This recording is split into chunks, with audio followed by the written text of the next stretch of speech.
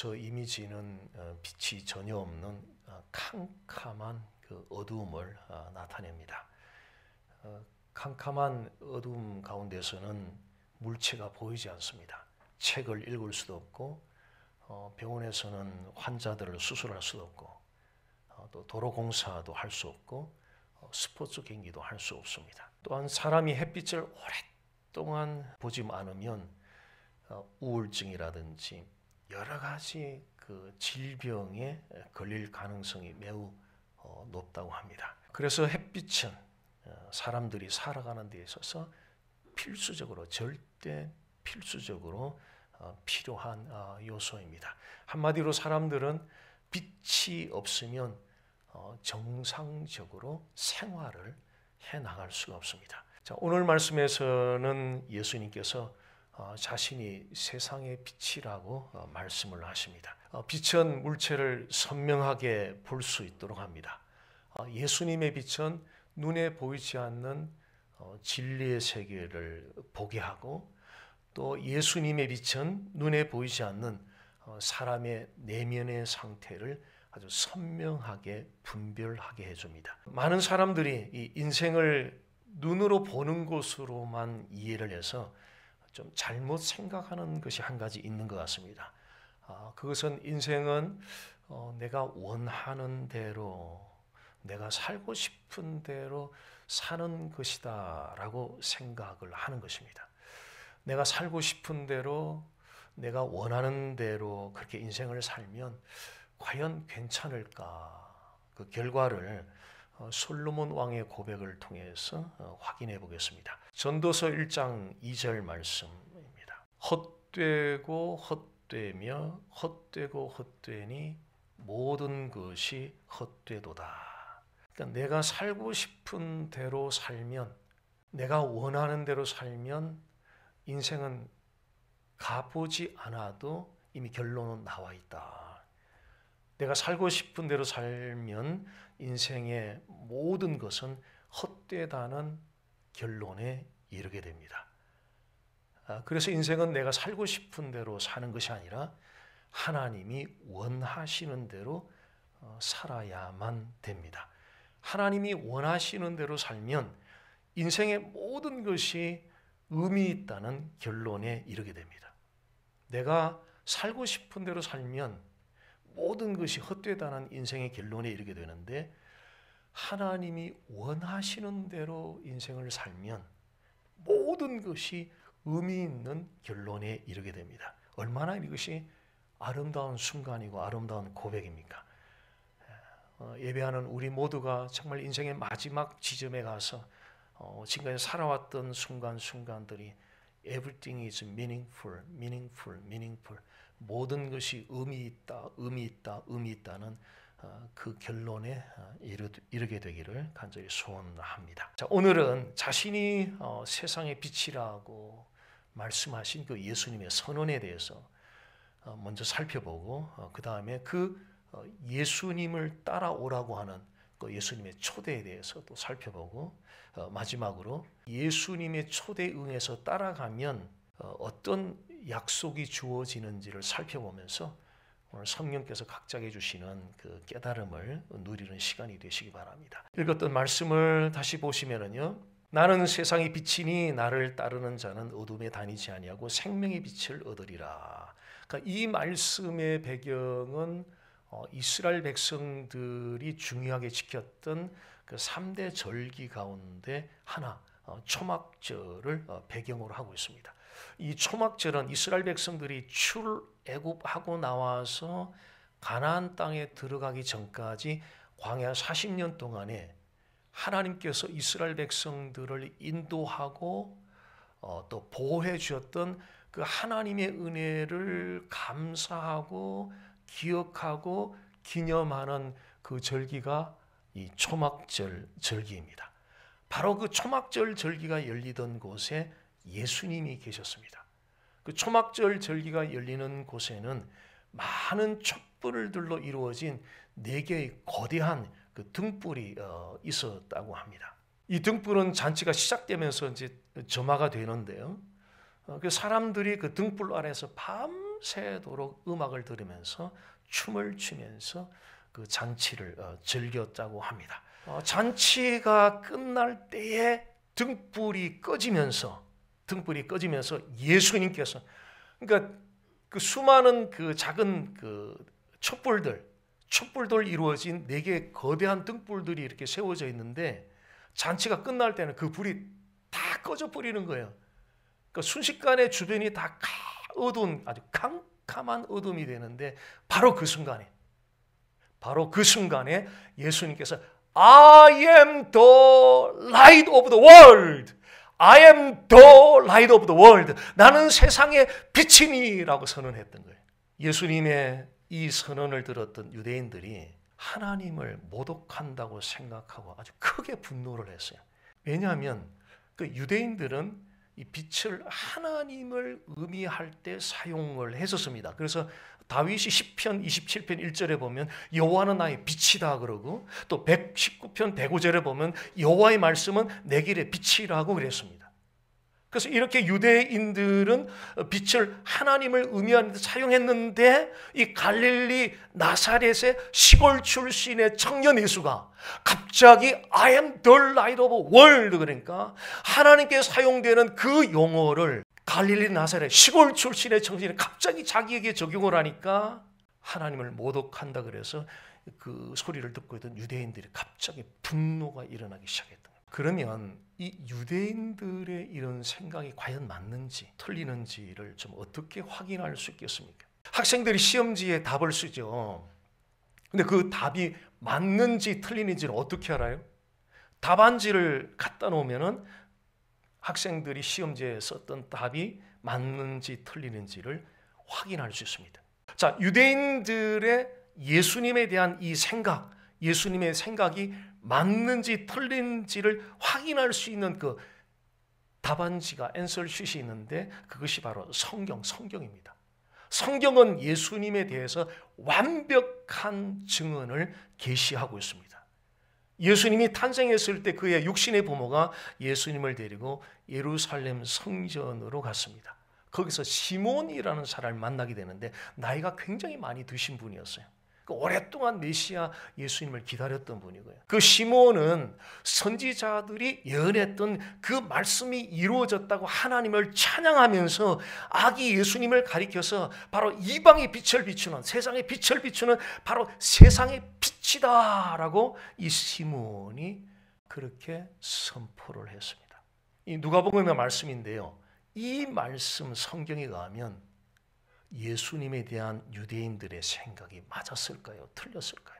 유대인들은 예수님을 갈릴리 나사렛 출신의 시골 청년 정도로만 알았는데, 성경을 보니까 이분이 메시아, 예수 그리스도, 세상의 빛으로 오신 분이라고 성경은 그렇게 증거하고 있습니다. 그래서 유대인들의 생각은 틀렸다, 잘못됐다는 거죠. 성경은 오래전부터 선지자들을 통하여 예언했던 대로 바로 세상을 비추는 이방의 빛, 세상의 빛으로 바로 예수 그리스도가 이 땅에 오셨다라고 증거를 하고 있습니다. 유대인들이 생각했던 것처럼 예수님이 단순한 갈릴리 나사렛 출신의 시골 청년 정도가 아니었습니다. 성경은 예수님을 빛이 의미하는 바로 이분이 하나님이시다는 사실을 성경은 증거해 주고 있습니다. 빌립보서 2장 6절에서 8절 말씀을 보겠습니다. 그는 근본 하나님의 본체시나 하나님과 동등됨을 취할 것으로 여기지 아니하시고 오히려 자기를 비워 종의 형체를 가지사 사람들과 같이 되셨고 사람의 모양으로 나타나사 자기를 낮추시고 죽기까지 복종하셨으니 곧 십자가에 죽으심이라.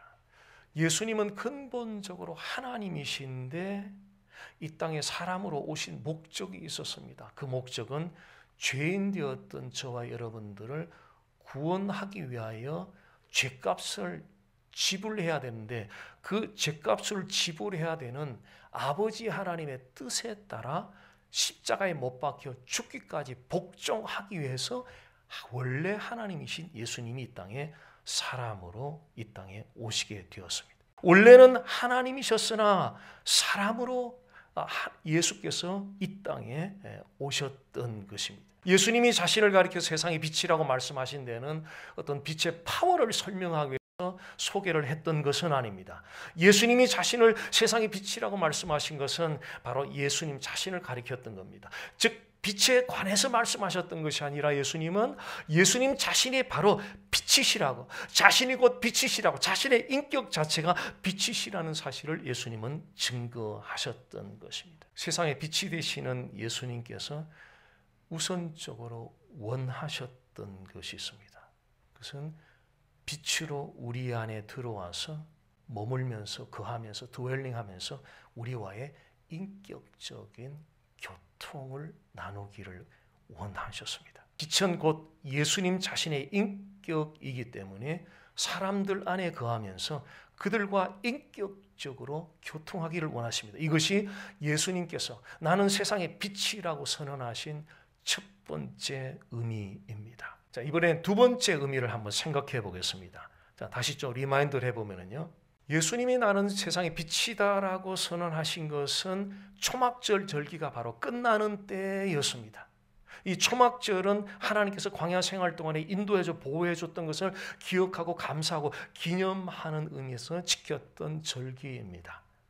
40년간 이스라엘 백성들이 광야를 지나면서 낮에는 하나님께서 구름 기둥으로 그들을 인도해주고 밤에는 불 기둥으로 인도해 주셨습니다. 특별히 밤중에, 캄캄한 밤중에, 아무것도 보이지 않는 그런 밤중에 하나님께서는 불 기둥으로 임재하셔서 빛을 비춰주시면서 그 이스라엘 백성들을 따라오라고, 불 기둥으로 임재하신 하나님께서 나를 따라오라고, 그렇게 하나님께서 이스라엘 백성들을 요청하면서 광야 40년 동안 이스라엘 백성들을 인도해 주셨습니다. 예수님이 초막절 끝에 모든 등불이 꺼졌을 때 나는 세상의 빛이다라고 선언하신 것은 내가 어둠을 밝히는 빛이니 follow me, 나를 따르라는 의미가 담겨져 있었습니다. 이것이 예수님께서 I am the light of the world, 나는 세상의 빛이라고 선언하신 바로 두 번째 의미입니다. 나를 따르라고 요청하시는 바로 이 예수님을 우리가 따라 나가기 위해서는 꼭 짚어야 할 일이 한 가지 있습니다. 낯선 곳에 여행을 가면 처음 보는 사람이 안내를 하려고 하면은 먼저 이 사람 안내를 따라가도 될지 안 될지를, 과연 신뢰해도 돼야 할지 안 될지를 기본적인 몇 가지 사항을 알아보려고 합니다. 왜냐하면 누군가를 팔로우하기 위해서는 그 사람을 신뢰하는 것이 전제되어야 하기 때문에 그렇습니다. I am the light of the world. 나는 세상이란 이 말씀 속에는 나 따라와. 나 따라. Follow me. Follow me 요청하는데 우리가 이분을 따라가기 위해서는 전제되어야 되는 것이 그분을 신뢰해야 된다는 거예요. 그분을 신뢰해야 된다는 거죠. 그러면 자, 우리가 그분을 지금 신뢰하고 있습니까? 어느 정도 신뢰하고 있습니까? 어느 영역에서 follow me라고 했을 때 지금 follow 할 수 있습니까? 그분에 대한 100% 온전한 신뢰가 되지 않으면 우리는 따라갈 수가 없습니다. 만약 신뢰하고 있다면 무엇에 근거해서 신뢰하고 있습니까? 예수님을 신뢰하는 근거는 그분의 인격입니다. 그분의 인격에는 두 가지가 있는데 하나는 완전한 하나님이시고 그분은 완전한 사람이십니다. 예수님은 완전한 하나님으로서 우리의 퓨처를 전부 다 알고 있어요. 우리의 퓨처가 지금 어떻게 될지를 하나님이 이미 다 알고 계세요. 예수님은 완전한 하나님으로 우리에게 있어서 최선의 삶이 무엇인지를 전부 다 알고 계세요. 예수님은 하나님으로서 우리가 살아가는 모든 과정들을 전부 다 알고 계세요. 예수님은 완전하신 하나님으로서 우리 인생에 대한 맵을 갖고 있어요. 맵을 다 갖고 있어. 지금 어디쯤 가고 있구나. 근데 이리 가야 되는데 저렇게 가네? 그 길 아닌데 자꾸 고집 피우고 저리 가네? 이게 아닌데. 하나님 마음은 그렇다. 우리 인생에 대한 모든 지대를 다 갖고 계시면서 예수님은 follow me. 또한 예수님은 우리와는 달리 죄가 전혀 없으신 완전한 사람이십니다. 그래서 우리가 겪는 슬픔, 기쁨, 피곤함, 목마름, 육신의 고통, 비난당하고 배신당하고 유혹당하는 이 모든 상황들, 우리가 겪을 수 있는 모든 상황들을 예수님은 완전한 사람으로 이 땅에 오셔서 전부 다 그분은 느끼셨습니다.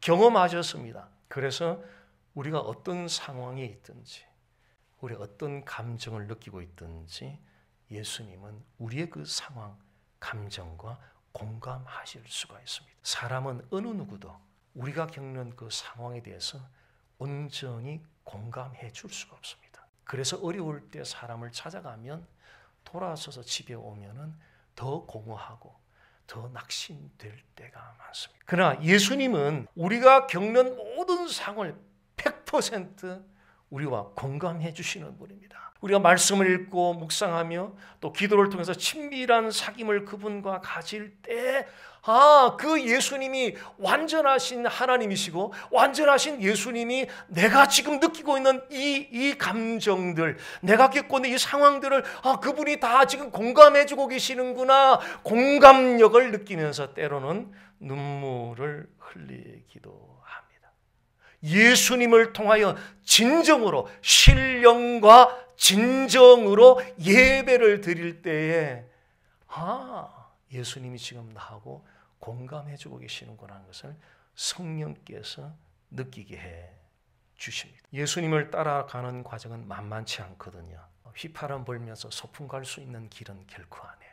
지저스를 팔로우하는 길은 결코 소풍 가듯이 휘파람 불면서 갈 수 있는 길은 아니에요. 낙심할 일도 많고 좌절할 일도 많고 손해볼 일도 많고 욕먹는 일도 많고 상처받을 일도 많고 수많은 일들이, 많이 아픈 일들이 많습니다. 그럴 때 예수님이 우리와 공감하고 계신다는 그 사실은 그분을 따라가는 여정에서 최고의 위로가 되고 최고의 힘이 되어서 그래, 리스타트, 다시 가자, 다시 달리자, 다시 달리자. 어제는 막 휘청휘청 막 거의 넉다운 될 정도로 다 그리다가 또 아침에 일어나면 그분이 다 알고 계셔. 그분이 100% 공감해 주시는 그 위로, 그 힘을 얻고 그래, 다시 달려, 또 달리자, 또 달리자, 또 달리자.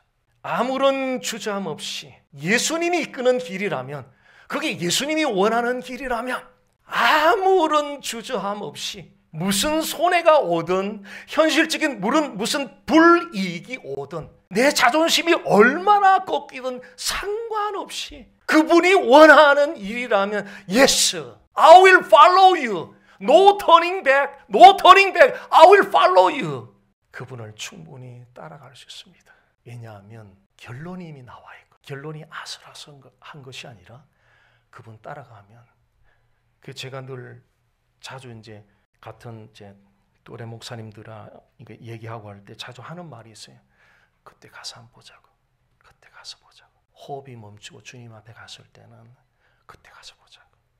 세상에 빛이신 예수님을 나의 모든 것을 아시는 하나님으로 나와 공감할 수 있는 분으로 신뢰하면 그 다음은 우리는 그분을 따라가서 믿음의 결단을 해야 되거든요. 믿음의 결단을 요구해요.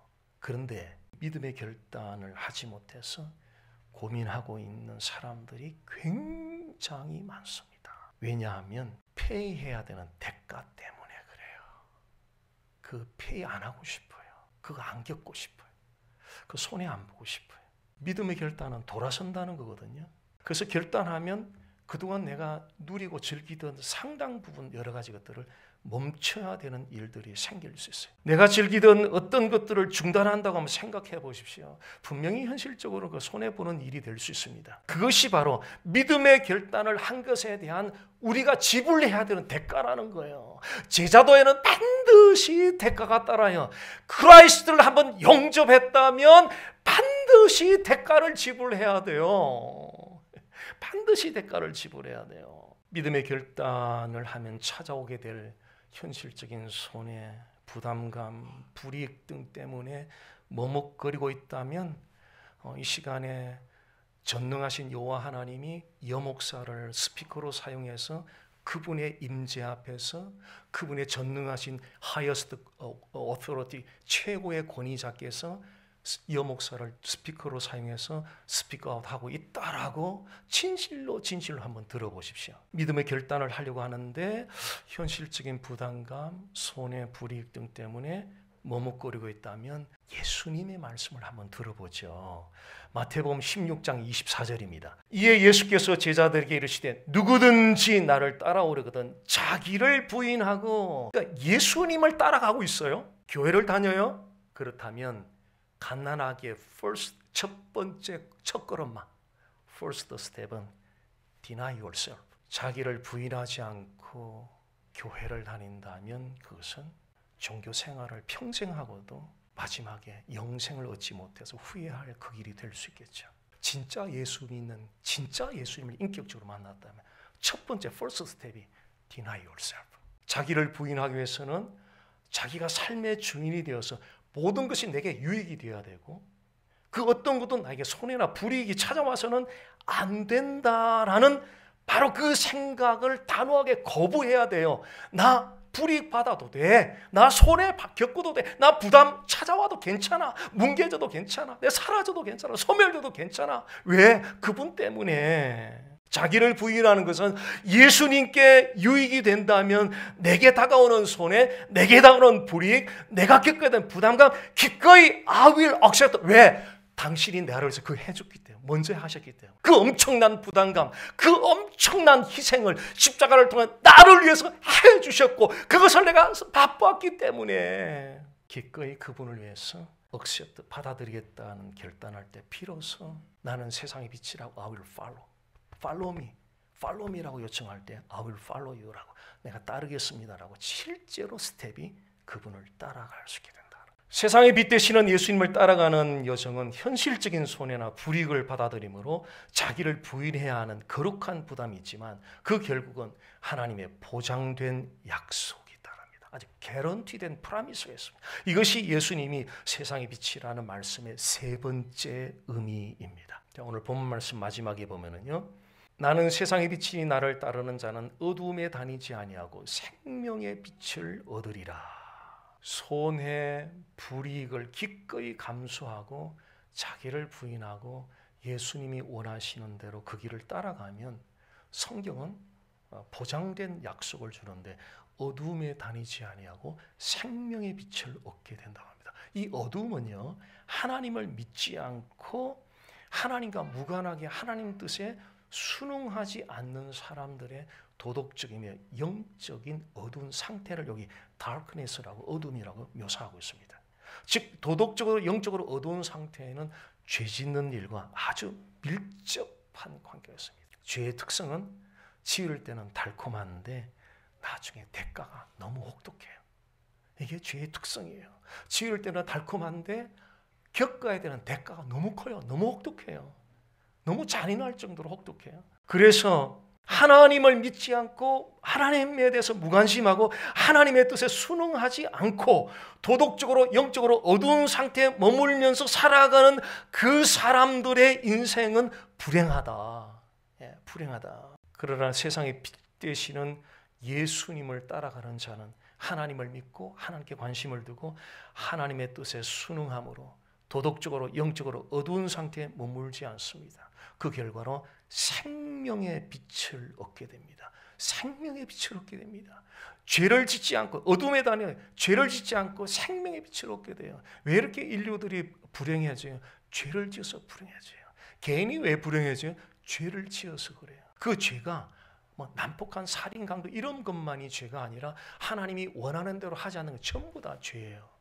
하말티아, 그 양궁에 타켓이 있는데 그 타켓을 못 맞춰 비껴나는 건 전부 다 죄인 거예요. 그게 신, 죄의 의미잖아요.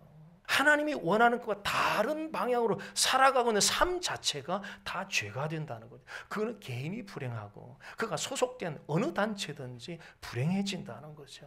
그러면서도 행복해지려고 다른 노력과 시도를 하는데 밑 빠진 독에 하루 종일 물을 부으세요. 물은 절대 담기지 않아요. 생명의 빛 되시는 예수님을 따르면 이 생명의 빛이 우리 안에 충만하게 비추게 됩니다. 그 예수님의 생명의 빛이 충만하게 비추어지면 우리 안에 있던 죄의 어둠이 떠나가요. 죄된 생각이 떠나가고 죄된 동기들이 떠나가요. 그리고 우리 마음이 아주 퓨어해져요. 순결해져요. 그리고 밝아져요. 그리고 아주 건강해져요. 우리 잔 형제가 못 왔긴 했지만은 우리 저스틴도 그렇고 잔도 그렇고 이 두 형제를 통해서 얼굴 색깔이 다크해서 거의 크로스 투 와이트 거의 뭐 굉장히 밝아졌어요.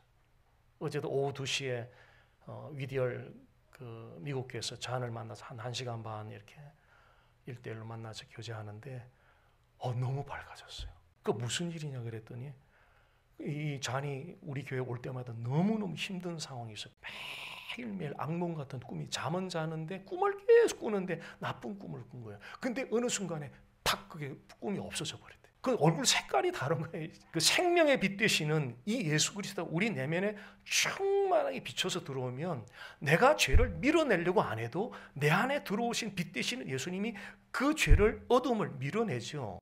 그럼 우리 마음이 순결해져요. 순결해지면 밝아져요. 그 밝아지는 것은 얼굴로 또 나타나요. 색깔은 그대로 거무틱틱하지만 그러나 거무틱틱한 그 색깔 속에서 나오는 색깔이 있어요. 빛깔이 있어요. 광채가 있어요. 그리고 마음이 건강해져요. 건강해지는 거 어때요? 내가 행복하고 함께 지내는 가족들이 행복하고 함께 살아가는 삶이 행복해지는 거예요. 그래서 이런 삶을 사는 사람들을 가리켜서 참 행복하다고 우리는 이야기를 합니다. 자, 예수님은 세상의 빛이라는 이 선언을 통해서 우리 안에 인격자로 들어오셔서, 이게 빛이다는, 세상의 빛이다는 말씀의 첫 번째 의미입니다. 우리 안에 그 빛으로 인격자로 들어오셔서 친밀한 교통을 가지기를 원하세요. 어떤 파워나 어떤 영향력으로 자꾸 이해를 하려고 하시지 마시고요. 세상의 빛으로 오신 그분은 인격이시라는 거예요. 그 인격은 우리 안에 들어와서 인티머시한 펠로십으로 친밀한 사귐 교통을 가지기를 원하신다는 거예요. 이것이 바로 I'm the light of the world, 세상의 빛이라는 중요한 의미라는 거예요. 첫 번째 의미라는 게. 두 번째는 빛으로 들어오셔서 인격적으로 교통하시는 그분이 우리에게 요구하는 것이 follow me. 무슨 손해를 보더라도, 무슨 대가를 치르더라도, 무슨 부담이 오더라도 나를 따라와. 내가 너 인생 보장할게, 책임질게. 따라와. 그 예수님을 따라가면, 어떤 대가를 치더라도 따라가면 그분의 생명의 빛을 충만하게 얻으니까 내 안에서 어두운 죄들이 다 떠나가죠. 성결하고 참된 빛의 길을 걷게 되니 이게 복된 인생 아닙니까? 이게 행복한 인생 아닙니까? 이런 복되고도 참된 성결한 인생의 참된 길을 걸어가는 저와 여러분이 되시기를 주님의 이름으로 소원합니다.